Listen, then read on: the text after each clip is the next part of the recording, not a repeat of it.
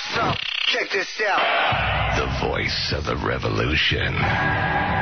American Freedom Radio. American Freedom Radio.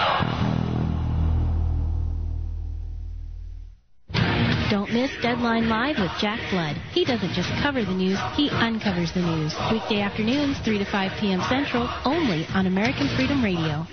All right, we got him.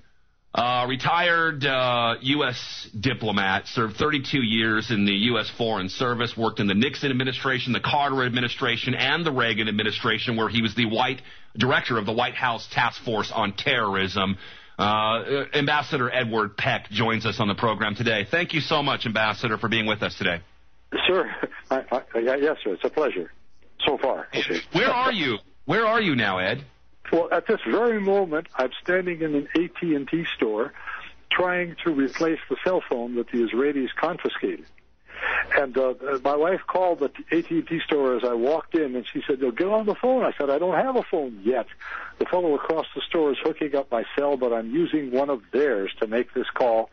And I must tell you, my wife is very embarrassed. She does not make this kind of mistake. She forgot. Oh, no, she's great. Your wife is sick. And while I was talking to her today, she was juggling about 5 different phones all at once. I'll say this, Ed. I wouldn't, if the Israelis confiscated my phone, I wouldn't want it back. But that's just me.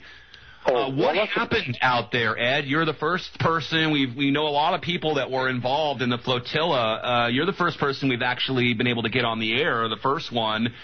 You were out there. What happened? Well, it's a kind of question. Here comes the guy with my cell phone. I could call you back if that's easier. Or... No, this is good, and we're going to be running out of time. If you could use this phone, that'd be great. Wait a minute, somebody's calling this phone. I can't do it now. I'm doing a...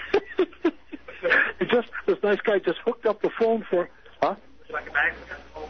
Yeah, I have it here, as a matter of fact. Okay. Sir, tell him you're on a syndicated radio show, and you've got 5 to 10 minutes. Okay, it took about 10 minutes. That's all right? Hey, guys. Okay, they're comfortable with it. Go ahead, my friend. What happened out there? It's so much of this. The answer depends so much on what it is, who it is that's answering. I took part in this thing in a humanitarian effort to help the people in Gaza who are suffering. And we did this, in my belief, you can call me a fuzzy puppy optimist, but I figured, boy, if the Israelis handle this right, not only will it help the people in Gaza, but it'll help Israel. They'll look like, nice guys. But it was clear that they didn't have much interest in looking like nice guys, so it turned out to be, in some respects, a catastrophe for everybody involved, especially those who died.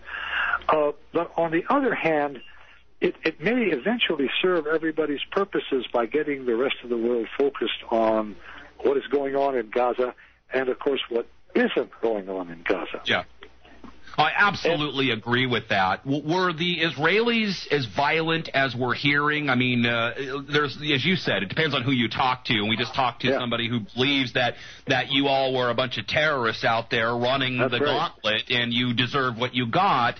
But and then we've got a lot of different versions here. But did they come in an intimidating way, in a violent way that put people on guard, or did they try to communicate at all? I mean, you were out there, Ed. What did they do?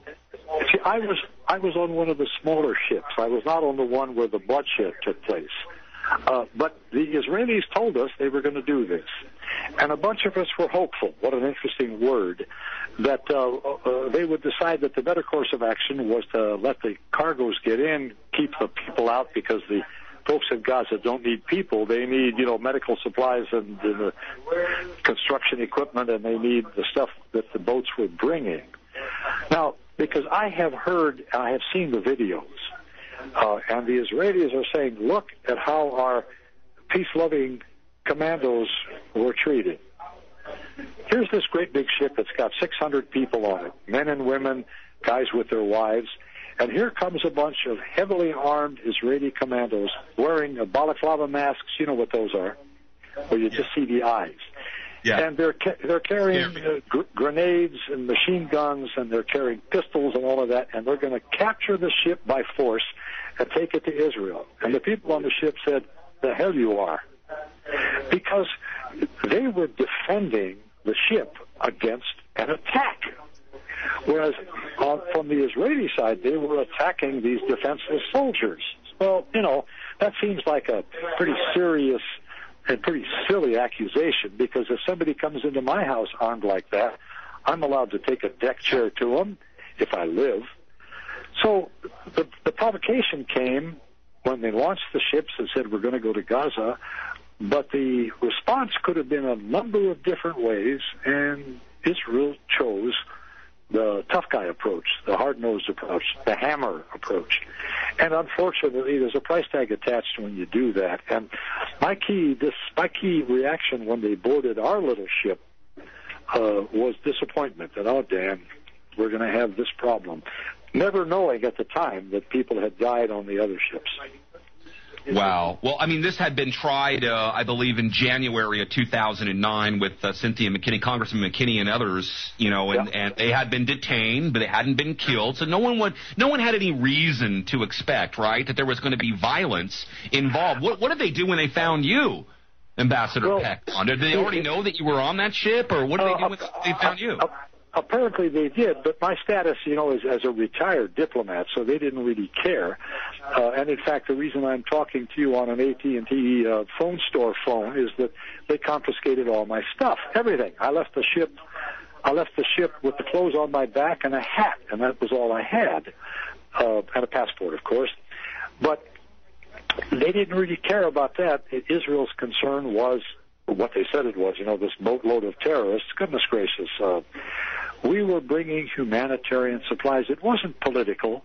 It wasn't religious. It was humanitarian.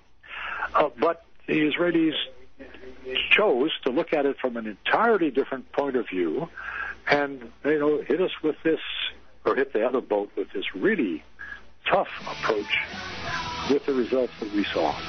We're with Ambassador Edward Peck, who was on the flotilla. Ed, you can go ahead and change phones. Can we keep you just for a couple of minutes on outside of this break? Go ahead. They're comfortable with it. I just bought a phone. Give my producer your other number so we can get a hold of you, or there's a way we can connect you. I'd love to have you for a few more minutes on the other side of this break. I got a couple of more questions. Sure, go ahead. All right, folks, going to break. Ambassador Edward Peck joining us right after this. Stay tuned, Deadline Live.